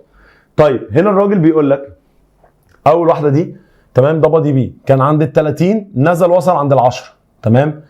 طيب فانت دلوقتي لما تيجي تبص لها هنا في السيتويشن دي او في الحاله دي انت كنت 30 وبقيت 10 يبقى الدلتا في عندك ب 20 صح؟ لا بالظبط النيجاتيف 20 كمان انت بتقل مش بتزيد. الكلام ده كله حصل في خلال 6 ثواني ولا لا؟ حلو جدا. طيب لكن الاي كان بزيرو بقى 30 في خلال كام يا واد؟ في خلال بالنسبه لك وقت يقدر باربعه ولا لا؟ طيب فالراجل بيقول لك هنا ان الاي والبي موف ان اوبوزيت دايركشن فروم تايم 0 تو تايم 3 سكندز. مين اللي قال لك؟ يا جماعه مبدئيا لما الفيلوسيتي او الاكسلريشن يبقوا على الجراف بوزيتيف او نيجاتيف دول مش بيعبروا عن دايركشن اصلا. دول بيعبروا عن الستيتس بتاعتهم. يعني ايه الستيتس؟ حالتهم عامله ازاي.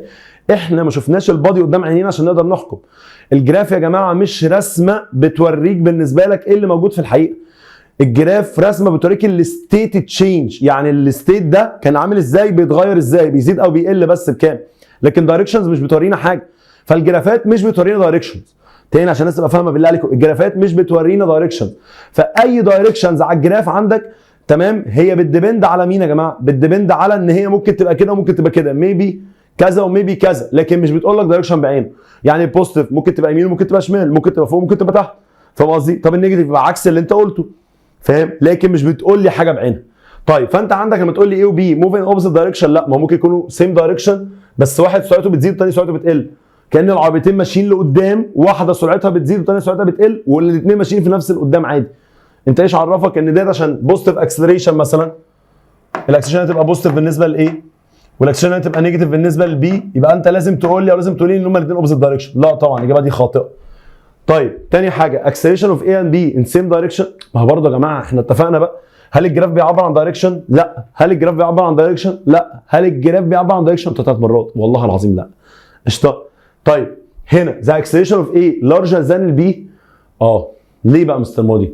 بص يا جماعه الاكسلريشن عندك لما تيجي تبص له بيساوي الدلتا في على الدلتا تي، كده كده الاثنين الدلتا في بتاعتهم كونستانت اللي هم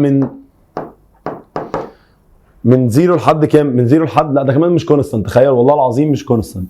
بص الدلتا في على الدلتا تي صح؟ ممكن اريحك ونعمل حاجه لطيفه، نجيب اكسلريشن الاي ونجيب اكسلريشن البي ونحكم. تمام؟ فانت عندك لما تيجي تفكر فيها كده اكسلريشن الاي بكام؟ بالظبط اكسلريشن الايهايه هتساوي الدلتا في هايه على الدلتا تي هايه. طيب تبقى دي ب 30 اوفر بالنسبه لك 4، تطلع معاك كام يا جماعه؟ 7.5 متر بير سكند سكوير. 7.5 متر بير سكند سكوير. طيب هات بقى اكسلريشن البي كده. اكسلريشن البي هتساوي بالنسبه لك الدلتا في بتاعتها 10 ماينس 30 يبقى نيجاتيف 20. طيب النيجاتيف 20 دي او نيجاتيف 20 دي على بالنسبه لك الست. تمام؟ يبقى نيجاتيف 20 ديفايد باي 6. تمام؟ تطلع تقريبا 10 على 3 يعني تقريبا هتبقى 3.33. تعالى كده نجيب الكالكوليتر بسرعه نحلها مع بعضينا الحته دي برده عشان نتشيك نشوف الدنيا كده. هل الاجابه فعلا تطلع 3.63 ولا لا؟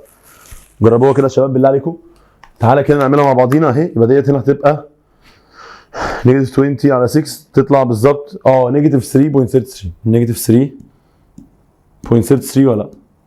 متر بير سكند سكوير. طبعا يا جماعه لما تيجي تحسبها اكيد بالنسبه لك دي صغيره لكن دي كبيره صح؟ فده معناه اكسلريشن الاي فعلا اكبر من اكسلريشن البي، يبقى دي اجابه صحيحه ولا لا؟ يبقى اكيد دي الاجابه الصح. يبقى انا بص يا جماعه عملت ايه؟ مسكت السؤال بتاع الجراف عملت انالايزيشن فنطته حته حته وجزء جزء وبارت بارت. واحد رفع ايده، واحده سالتني قالت لي يا مستر طب الدي ليه؟ تبقى اجابه غلط. تو اوبجكتس ميت ات ذا سيم بوزيشن افتر 3 سكندز. يا جماعه تاني قلنا الجراف ما بيعبرش عن حاجه في ارض الواقع. الجراف بيعبر عن التشينج اللي بيحصل في ارض الواقع. الجراف بيعبر عن الحاجه دي بتزيد بكام او بتقل بكام او بتغير بكام، لكن مش بيعبر عن دايركشنز في ارض الواقع ولا بوزيشن ميتنج صح؟ عشان كده تعتبر دي غلط. قشطه؟ يبقى 37 يا واد اجابتها سي. طب 38 يا مستر مودي. قال لك ابادي ستارت اتس موشن فروم ريست. ماشي. قال لك هنا موفد بالنسبه لك وذ يونيفورم اكسلريشن باي افريج فيلوسيتي تي was 10 متر بير سكند. then average velocity at the time 2t will becomes كام؟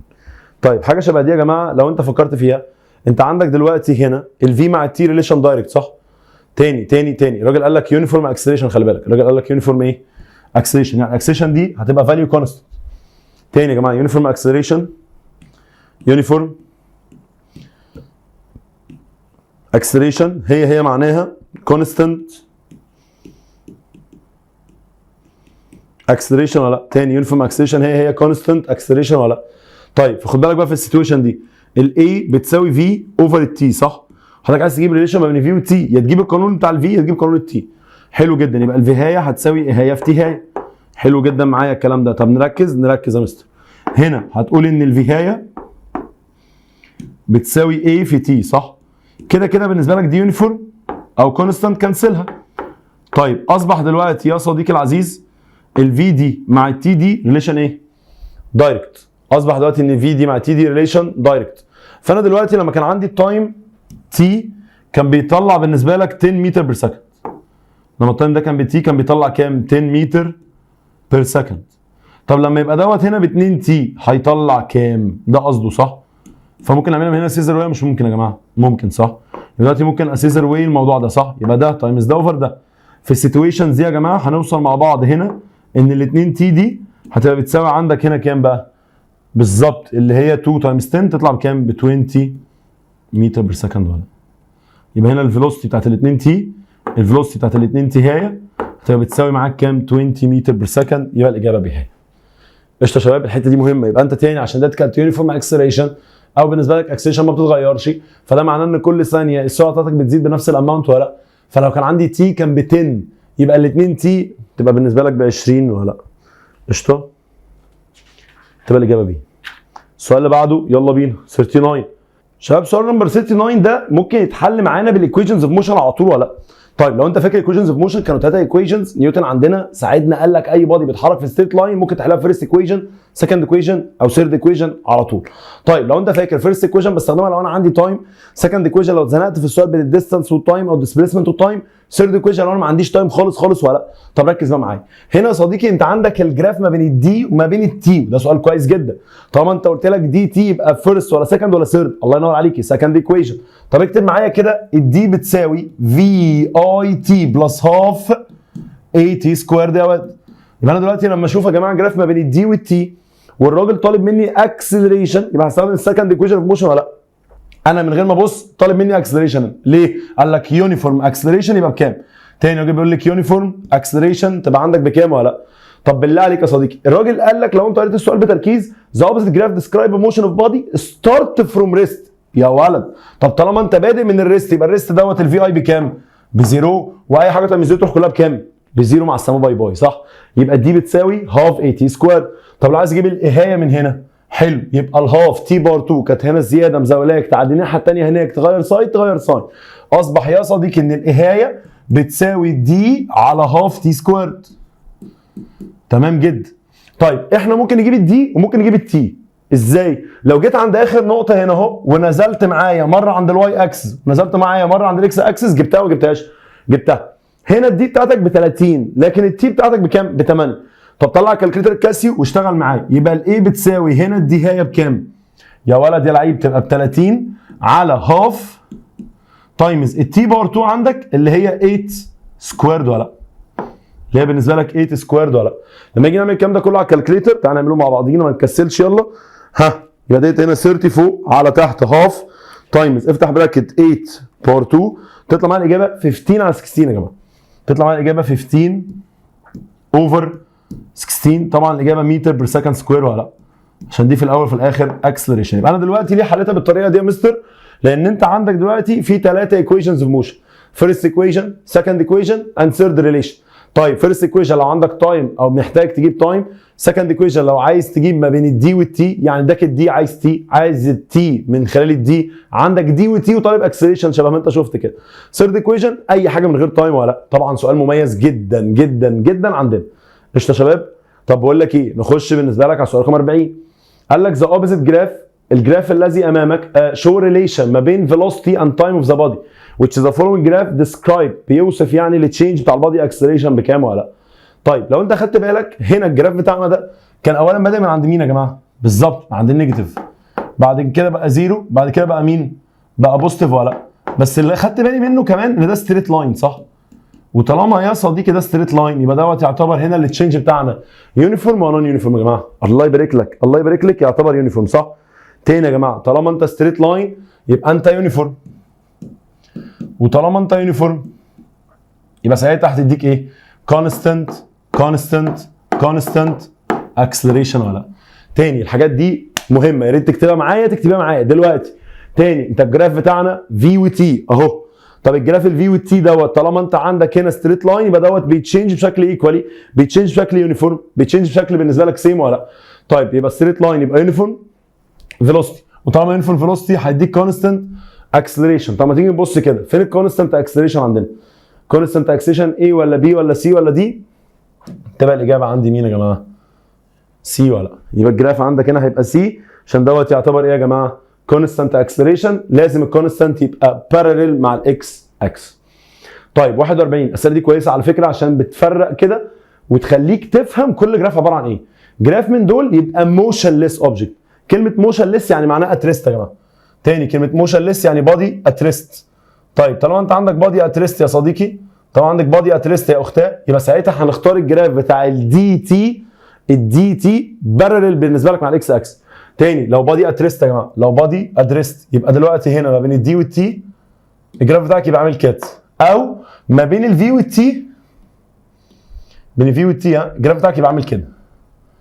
تاتش بالنسبه لك مع مين؟ الله ينور عليك، مع الاكس اكسس عند الزيرو. ده معناه بادي ات ريست، ده معناه بادي ات ريست. يبقى انت الاجابه بادي ات ريست دي، يبقى الاجابه مين يا جماعه؟ سيهايه ولا لا؟ تاني بادي ات ريست دي معناها الاجابه مين يا جماعه؟ سيهايه ولا لا؟ ماشي، عشان كلمه موشنلس. نمبر 42 the graph that describes the motion of object at uniform velocity is equal كام؟ الله حلو ده. يونيفورم فيلوسيتي يا صديقي معناه ان الفيلوسيتي لا بتزيد ولا بتقل. تاني كلمه يونيفورم فيلوسيتي معناها كونستانت فيلوسيتي. وطالما انت فهمت يعني كلمه كونستانت فيلوسيتي، يعني الجراف بتاعنا هيبقى بارلل مع الاكس اكسس. بارلل مع مين؟ مع الاكس اكسس ولا لا؟ عشان دوت يعتبر في الاول في الاخر كونستانت. طيب طالما هو بالنسبه لك كونستانت او بارل مع الاكس اكسس، يبقى نختار الجراف اللي في مع التي بتاعته بارل مع الاكس. طيب في وتي بارل مع الاكس، يبقى الاجابه بهايه ولا لا؟ قشطه يا شباب؟ تاني يبقى انت عندك دلوقتي بارل مع الاكس اكسس، يبقى الاجابه مين؟ فيهايه ولا لا؟ طب زي الفل. 43 الراجل بيقول لك في الجراف اللي قدامك او الجراف اللي قدامي ريبريزنت موشن موفينج باي بوزيتيف يونيفورم اكسلريشن. حلو ده، بوزيتيف يونيفورم اكسلريشن. طبعا يا جماعه يونيفورم اكسلريشن دي يعني معناها بادي بالنسبه لك كونستانت اماونت اوف تشينج. طيب بوزيتيف دي يعني موجود بالنسبه لك بوزيتيف جراف، يعني الفيلوسيتي بتاعتك كانت في البوزيتيف ولا لا؟ تمام؟ طيب مبدئيا ده كده بادي ات ريست عشان الناس تبقى فاهمه. ها؟ طيب ده كده معناه بالنسبه لك الفيلوسيتي نيجاتيف او ديكريز بتقل يعني. ده كده معناه بالنسبه لك اكسلريشن هتبقى يونيفورم اور كونستانت. وطبعا ده موجود في الكواد البوزيتيف، يبقى دوت هنا بوزيتيف ولا لا؟ تمام. ده كده معناه ان الفيلوسيتي بتاعتك كونستانت. لما الفيلوسيتي بتاعتك تبقى كونستانت يبقى اكسلريشن بكام؟ بزيرو. انا كده صنفت لك قلت لك كل جراف عباره عن ايه، صح؟ طب هو الراجل عايز البوزيتيف يونيفورم اكسلريشن، مفيش غير الاجابه بي اللي تنفع ولا لا؟ قشطه، لان ايه كده تبقى اكسلريشن بزيرو. ده سي بقى بالنسبه لك الفي بزيرو، فهيطلع اكسلريشن برده بزيرو. يعني انت لو عايز تعرف دي، فهنا برده هيبقى الفيهايه عندك بزيرو، فساعتها الاكسلريشن عندك تبقى بزيرو. لكن دوت هنا هيطلع الاكسلريشن بتاعتك بالايه؟ بالنيجاتيف ولا لا؟ وهو الراجل طبعا كان عايز حاجه بوزيتيف، فلو يبقى بوزيتيف يبقى الاجابه بي. لو بوزيتيف طبعا تبقى الاجابه مين عندك؟ بهايه ولا لا؟ طيب كده يا جماعه هل احنا ظبطنا الدنيا؟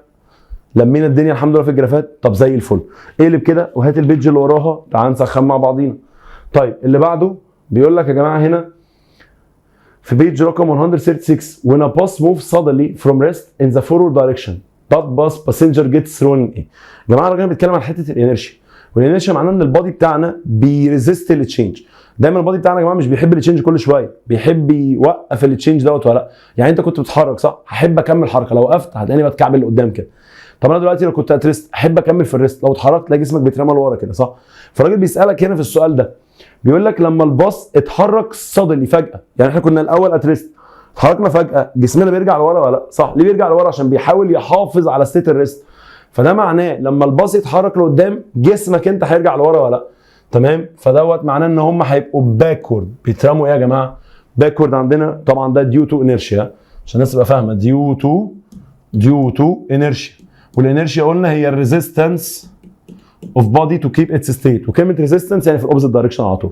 فلو فورورد يبقى هو هيرجع باك، طب لو هو باكورد يبقى هم بالنسبه لك هيبقوا فورورد، وهكذا. وانا باصص موفينج ان ستريت لاين ستوب سادلي، وقفوا مره واحده. لما انت تكون بتتحرك وتقف، هل هتقف ولا هتكمل حركه لقدام؟ هتكمل حركه لقدام، يبقى ساعتها الباسنجرز هيبقوا فورورد برده ولا لا؟ ديت برده هتقول لي ديو تو انيرشيا. طيب سؤال نمبر 3، سؤال كويس جدا. قال لك a person tried to push a box، ماشي يا مستر مود، of a mass 50 kilograms، حلو، that placed on a rough horizontal surface in the opposite figure but he couldn't. يا جدعان الراجل ما استطاعش. بص كلمه ما استطاعش دي يعني ما غيرش الستيت، يعني لو هو بالنسبه لك ريست هيكمل في الريست، ولو موف هيكمل في موف. البوكس ده كان في مكانه وهو ما استطاعش انه يحركه. طيب كلمه he couldn't دي، كلمه he couldn't يا صديقي معناها بالنسبه لك ان البادي بتاعنا ريست. تاني معناه ان البادي بتاعنا ريست، يعني دوت كده فضل في الريست مكانه. طيب ده معناه برضو ان هو بيكيب اتس ستيت، يعني محافظ على الستيت بتاعته. طب ده معناه ايه برضو؟ قد معناه سيجما اف ايكوال زيرو، صح؟ يعني توتال فورس عندك برقم ولا بزيرو يا فندم؟ تبقى بالنسبه لك بزيرو، يبقى الاجابه ايه؟ قشطه. سؤال نمبر 4 The opposite graph represents the relation ما بين ال displacement d and time t for a body mass m 10 kg. Move in a straight line so the acting resultant force is equal كام؟ بصيت كده على الجراف بسرعه ده ما بين الدي والتي وستريت لاين. طيب ما بين الدي والتي مبدئيا بيطلع في صح؟ بس ده ستريت لاين صح؟ طب طالما هو ستريت لاين يبقى دوت يونيفورم. تاني يبقى دوت هنا مين يا جماعه؟ يونيفورم فيلوسيتي ولا لا؟ وطالما ده يونيفورم فيلوسيتي يبقى دلوقتي هتقول لي الاكسيشن بتاعته بكام؟ بزيرو صح ولا غلطان؟ طب طالما الاكسيشن عنده بزيرو يبقى لازم الفورس عنده تبقى بكام؟ بزيرو ولا لا؟ اصل بصوا يا جماعه الفورس دي حاجه حلوه قوي بتساوي ماس في اكسلريشن. فلو الاكسيشن عندك برقم تطلع الفورس برقم. طب لو الاكسيشن عندك بزيرو تطلع الفورس بكام؟ بزيرو. الله ينور عليك. يبقى ديت هنا الاجابه تطلع بزيرو ولا لا؟ قال لي عشان الجراف ده مستر ما بين الدي والتي بصوا يا جماعه كان في جرافات كده مديها لكم لو انت فاكر او سعادتك فاكره اهو. في جرافات دول اعرف على طول ان الفيلوسيتي معناها كونستانت او بالنسبه لك يونيفورم او البادي ات ايكوليبريم ستيت، يعني معناه ان السيجما اف تطلع بكام؟ بزيرو. يعني توتال فورس عندك بكام؟ بزيرو. يعني البادي بتاعنا يا جماعه هيفضل محافظ على الستيت بتاعته. ريست خليك ريست يا واد، لو انت بتموف خليكي في الموف يا خالتي. طيب ان الدي مع التي تبقى طالعه ستريت لاين او نازله ستريت لاين فاديك يونيفورم فيلوسيتي. الفي مع التي تبقى بارل مع الاكس اكسس، وعندك دلوقتي الاف مع التي تبقى بالنسبه لك تاتش مع الزيرو ولا لا؟ قشطه؟ الحاجات دي كلها يا جماعه يا ريت الناس تبقى عارفاها. قشطه؟ فعشان كده دوت هيديك هنا دلتا في بزيرو يبقى اكسيشن بزيرو يبقى الفورس بزيرو. تمام؟ يبقى تاني كان اصل الريليشن اصل الايكويشن هنا دلتا في بزيرو يا عبد الله فتديك الاكسيشن بكام؟ بزيرو فتديك الفورس بكام؟ بزيرو. يا ريت بعد اذنك يا ريت بعد اذنك الناس تكتب الكلام ده بايديها والله هظبط معاك جدا. طب يا مسهل سؤال نمبر 6 5 ما جاش معانا يلا خلاص مش مشكله. طيب 6 The opposite graph represent relation ما بين الفيلوسيتي v والتايم t of a body that's affected by three forces F1, F2 and F3. حلو. Where is the direction of each F1, F2 is opposite to the direction F3. So which of the following equations is correct? بص يا معلم مبدئيا الراجل قال لك ان F1 و F2 دول في السيم دايركشن. طب تاني F1 و F2 دول الاثنين فين؟ في السيم دايركشن. هو اللي قال لي صح؟ تمام يا مستر موتي. طيب وقال لك ان الاف 3 في الاوبزيت دايركشن. في ناس هنا هتبتدي تخمن بقى يبقى ديت كده مستر نيوتن ثيرد لو صح؟ اللي هو في رياكشن زي رياكشن ايكوال ماجنتيود اوبزيت دايركشن. ليه؟ عشان في بالنسبه لك دايركشن وفي عكس الدايركشن ولا لا؟ صح كده؟ صح كده. طيب دي مره ممكن تحلها بيها تقول بالنسبه لك ان اف 1 بلس اف 2 عشان دول نفس الدايركشن ايكوال الناحيه الثانيه اف مين؟ 3 ولا لا؟ وطبعا هتحط النيجاتيف عشان دوت يبقى اوبزيت دايركشن. فتقول لي دول كده معناها الاكشن ايكوال دي كده بالنسبه لك معناها الايه؟ رياكشن ولا لا؟ تنفع ما تنفعش؟ تنفع. طيب وساعتها هنختار الاجابه دي اللي هي ايه؟ او ممكن اجاوب بطريقه ثانيه خالص انذر سوليوشن. انت عندك دلوقتي هنا الفي ديت بارلل مع الاكس اكسس صح؟ فدي معناها ان الفي بتاعتك ايه؟ كونستنت صح؟ طب لما في تبقى كونستنت معناها الدلتا في بكام؟ بزيرو. اكسلريشن بكام؟ بزيرو. ده معناه فورس بكام؟ بزيرو ولا لا؟ تاني يبقى دوت معنى كده ان هي بارل مع الاكس اكسس يبقى دي كونستنت. يبقى دلوقتي الدلتا في بزيرو اكسلريشن بزيرو يبقى الفورس بكام؟ بزيرو. طب طالما الفورس بزيرو ده معناه ان التوتال فورس تطلع بكام؟ بزيرو ولا لا؟ تمام مستر. يعني البادي هيجيب الستيت بتاعته كل حاجه. بس تعالى نجمع بقى الفورس بتاعتنا. F1 و F2 سيم دايركشن يتبلصوا. لكن F3 اوبزيت دايركشن يتماينسوا ولا لا؟ تاني مش السيم دايركشن اتعمل له بلس اوبزيت دايركشن اتعمل له ماينس يبقى F1 بلس F2 ماينس F3 كل الكلام ده يكوال زيرو ولا لا؟ طب ما انا ممكن اخد ده يغير سايد يغير ساين بدل ما كان نيجاتيف يعديه بوزيتيف فهتقول معايا ان F1 بلس F2 ايكوال F3 ولا لا؟ يبقى تطلع معاك برده الاجابه اللي انت عايزها ولا لا؟ تنفع ما تنفعش؟ فدي سوليوشن ودي انذر سوليوشن. تاني دي سوليوشن ودي انذر سوليوشن. شوف اللي يعجبك حل بيه. طب الصفحه اللي بعديها 137 يا جماعه السؤال ده كويس. بيقول لك the opposite graph represents the relation ما بين resultant force acting on a body and the time. So time interval in which body move with uniform velocity. يا جماعه الحته والله العظيم اللي كنت اديها لكم في المانيفستو في الاخر دي بتحل معاك حاجات كتير قوي. يونيفورم فيلوسيتي يبقى الدلتا في بزيرو يبقى اكسيشن بزيرو يبقى الفورس بزيرو. ريح دماغك صح؟ تاني يبقى انت عندك يونيفورم فيلوسيتي يبقى ده معناه الدلتا في بزيرو اكسلريشن بزيرو فورس بزيرو ولا لا؟ ليه؟ لان هنا الفي اف ايكوال في اي صح؟ ما هو يا جماعه تاني عشان الناس برضه تبقى فاهمه ما تبقاش حافظه كده وخلاص. انت ليه بتقول ان دلتا في تبقى بزيرو يا مستر ماضي؟ لان كلمه يونيفورم فيلوسيتي يا كريم او بالنسبه لك كونستانت فيلوسيتي معناها يا اختي ان الفي اف هي الفي اي يا عم مروان. يبقى الدلتا في عندك برقم ولا بزيرو يا واد؟ بزيرو يا عم مؤمن. يبقى منبني على زيرو فهو بزيرو، اكسيشن بزيرو والفورس تبقى بزيرو ولا لا؟ طيب فانت عايز دلوقتي الفورس عندك تبقى بزيرو. طب الفورس تبقى بزيرو اللي هي الحته ديت ولا لا؟ صح؟ دي بزيرو، دي هتبقى بوزيتيف صح؟ دي هنا تبقى بالنسبه لك كونستانت، دي هنا تبقى نيجاتيف ولا لا؟ فهمتها؟ فبالاجابه هنا عندك اي بي، الاجابه عندك ايه؟ اي بي. قشطه؟ قشطه. طيب سؤال نمبر 8. In the opposite figure تمام in the opposite figure there are 3 spring balances that are in equilibrium state if the reading of each of them first and second balance is equal 100 so the reading of third balance equal كام؟ يا جماعه بصوا الموضوع خلصان. كلمه equilibrium دي معناها حاجه. كلمه equilibrium دي يعني السيجما اف ايكوال 0، يعني كل الفورسز ايكوال بعض واوبوزيت بعض، فساعتها بيكنسلوا ويشيلوا ويطيروا بعض ولا لا؟ فطالما قال لك equilibrium يبقى لازم كله يبقى سيم. لازم كله يبقى يا جماعه سيم. ليه يا مستر؟ عشان يبقوا ايكوال واوبوزيت يكنسلوا بعض، فيديك السيجما اف بكام؟ بزيرو. ده كلام احنا عارفينه. يبقى تاني فوق كلمه equilibrium كده هنكتب ان السيجما اف تطلع بكام؟ بزيرو. هي ولا لا؟ تمام يا مستر. طيب الراجل قال لك هنا ان الفيرست بالانس ده بيساوي 100. السكند بالانس ده برضه بيساوي كام؟ 100. طب الثيرد بالانس ده هيساوي كام؟ هيساوي برضه بالتبعيه 100. طب ليه يا مستر ماضي؟ لان انت عايز تاخدها بطريقه ثانيه. انت عندك اللي في النص دي تعتبر هنا بوينت صح؟ والتوتال انجل اراوند اني بوينت بتساوي 360. خدت 120 120 يتفضل هنا كام؟ 120. طب يا جماعه بالله عليك طالما الانجلز اتقسمت سيم يبقى مش الفورس سيم؟ تاني بالبلدي كده طالما الانجلز اتقسمت عندك سيم، طالما الانجلز عندي برضو بقت سيم يبقى ساعتها الفورس لازم تبقى سيم ولا لا؟ يبقى طالما الانجلز ايكوال يبقى الفورسز ايكوال، لكن لو الانجلز نوت ايكوال يبقى الفورسز نوت ايكوال ولا لا؟ فالاجابه هنا عشان دي كلها بانجلز سيم يبقى ساعتها بالنسبه لك سيم فورس ولا لا؟ يبقى تاني سيم انجلز، تاني سيم انجلز، يبقى ديت هنا سيم فورسز ولا لا؟ تاني عشان سيم انجلز يبقى ديت سيم مين؟ سيم فورسز. يبقى كلها ب 100 مش ب 100 ب 100 يبقى الاجابه دي. قشطه يا شباب؟ طيب السؤال اللي بعد ده سؤال حلو جدا، سؤال نمبر 9 في الاستاتكس. كويس. الراجل بيقول لك ايه هنا؟ قال لك the opposite figure showing a box that's moving horizontally with a constant velocity. طيب برضه كلمه constant velocity تعالى نطلع بره كده. constant velocity معناها يلا بينا VF equal عندك VI صح؟ تاني VF equal عندك مين؟ VI. يبقى الدلتا V بزيرو، يبقى الاكسلريشن بزيرو، يبقى الفورس بزيرو صح؟ دي كل السيتويشنز اللي عندك. يبقى تاني يا جماعه كلمه كونستانت فيلوسيتي يعني في اف ايكوال في اي، يعني دلتا في بزيرو يبقى اكسلريشن بزيرو يبقى الفورس كام؟ بزيرو. قال لك هنا المفروض ان انت عندك بيتحرك كل الكلام ده على فريكشنليس سيرفيس under the effect of two forces to keep the box moving with a constant velocity while reducing theta. الله حلو ده. انت بتقلل هنا الانجل يا جماعه، بتخلي الانجل هنا تقل without changing the magnitude of F1 you should make it. طبعا يا جماعه عشان بس الناس تبقى فاهمه، انت لو عندك الفورس على الاكس اكس والواي اكس الموضوع ما فيهوش مشكله، لكن لو عندك فورس ما بين الاكس والواي هنا ساعتها تعمل عمليه ري سوليوشن او عمليه ريزوليوشن ولا لا؟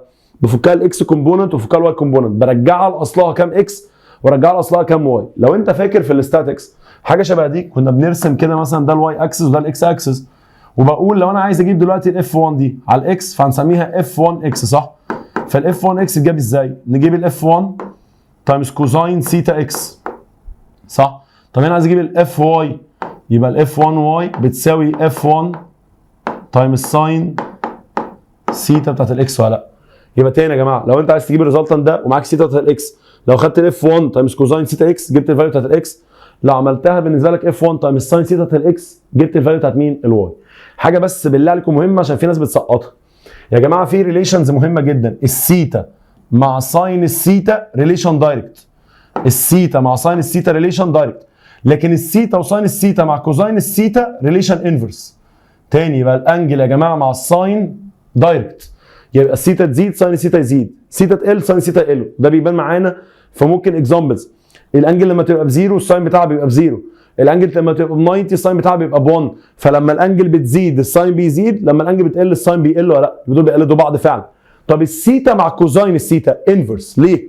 لما الانجل بتزيد الكوزاين بتاعها بيقل، يعني مثلا عندك لما تبقى تعمل كوزاين 90 يديك 0، لكن لما تعمل كوزاين 0 يديك 1، فدوت معناه ماكسيمم. فالاثنين دول متشقلبين مع بعض ولا لا؟ متغيرين عكس بعض ولا لا؟ فلما تيجي تبص لها يبقى السيتا مع الكوزاين عكس بعض، لكن السيتا مع الساين شبه بعض. الحته دي فيري امبورتنت. طب هنا الراجل قال لك ايه؟ بص يا جماعه، انا عندي البوكس ده بالبلدي هيتشد بالنسبه لك بتو فورسز، واحد شمال والتاني يمين. طيب اللي هو في الشمال ده الاف 2، طيب اللي في اليمين هنا ده اللي هو الاف 1 اكس ولا لا؟ واسمح لي اكتب لك الاف 1 اكس اللي هي بتساوي اف 1 كوزاين سيتا. كوزاين مين؟ سيتا. طيب الراجل هنا يا جماعه عمل حركه حلوه قوي، الراجل قلل السيتا دي. طب لما قلل السيتا دي يبقى بيقلل ساين السيتا. طب ولما قلل ساين السيتا بيزود كوزاين الانجل ولا لا؟ فكوزاين الانجل دي زادت يا معلم. كوزاين الانجل دي كده كده هتزيد صح؟ يبقى انا دلوقتي كده كوزاين الانجل دي لما تزيد غصب عني هتزود الاف 1 اكس دي صح؟ طب لما الاف 1 اكس تزيد يعني بدل ما انت بتشد هنا 5 وهنا 5 دي بقت 6 ودي 5. طب ده ينفع؟ الراجل يا جماعه عايزها ايكوليبريم، يعني عايز بالنسبه لك التوتال فورس بتاعتك تبقى بزيرو. في السيتويشن دي لو انت زودت جنب لازم تزود الجنب الثاني ولا لا؟ يا باشا دي على 5 دي بقت 6، يبقى دي تزودها برده بدل 5 تبقى ب6، يبقى عافيه لازم نزود دي عشان يبقوا ايكوال بعض واوبزيت بعض، يشيلوا ويكنسلوا ويطيروا بعض. خالتي ولا لا؟ يبقى في الحالات اللي شبه دي انت مضطر حضرتك او حضرتك تزودي الاف 2، والاف 2 دي اللي كانت في الاوبزيت دايركشن ولا لا؟ سؤال مميز قوي، حلو قوي قوي قوي، بيربط بالاستاتكس. لسه ممكن ما يجيش في الامتحان، ليه ما يجيش يا كبير؟ ما يجي، انت مش خدت الكلام ده عندك في الاستاتكس صح؟ مش انت عندك سؤال شبه دوت، انت كده عندك اف ما بين اكس وواي، ممكن اعمل لها عمليه 3 سولف صح؟ افكها اكس كومبوننت وافكها واي كومبوننت. لو انت هتفكها عند الاكس تاخد الريزلتنت تايمز كوزاين سيتا اكس تجيب فاليو الاكس، ولو عايز تفكها على الواي تاخد الريزلتنت تايمز ساين سيتا اكس تجيب فاليو الواي صح؟ واصلها بيرجع لسوها كهرباء تقى لو انت فاكر التريجنومتري كويس ولا لا. فهي القصه كلها يا جدعان، انت دلوقتي السيتا مع ساين السيتا كانت دايركت، لكن الاثنين مع كوزاين السيتا انفرس ولا لا؟ حلو حلو، يا ريت تكتب التريكات بتاعته. اخر سؤال، وانا عارف ان انا صدعتكم معلش، بس معلش يا مراجعه الشهر كده عشان الناس تظبط الدنيا ان شاء الله وتقفل كالعاده. طيب سؤال نمبر 10، which of the following graph represents the relation ما بين الاكشن فورس F1 تمام ورياكشن فورس F2. طبعا يا جماعه في عندك اكشن ورياكشن احنا متفقين هم ايكوال في الماجنتيود واوبزيت في الدايركشن. طالما قلت ايكوال يا معلم يبقى الانجل دي كانت 90 تتقسم 45 45 صح ولا غلطان؟ مش هم ايكوال يا واد؟ يبقى هيقسموا ال 90 دي 2 صح؟ 45 و45 ولا لا؟ يبقى ديت كده تطلع في النص 50 هنا و40 هنا 45 هنا، يبقى ما حدش فيهم ياكل اكتر من الثاني. او لو انت مش مصدقني مش هم ايكوال بعض، حطهم اوفر بعض يديك 1، اعمل شيفت تاني ل1 يديك الانجل بكام؟ 45 ولا لا؟ يبقى الاجابه بتاعت 10 بهايه. تمام؟ طيب نشوفكم على خير ان شاء الله الحصه الجايه، بالتوفيق. السلام عليكم.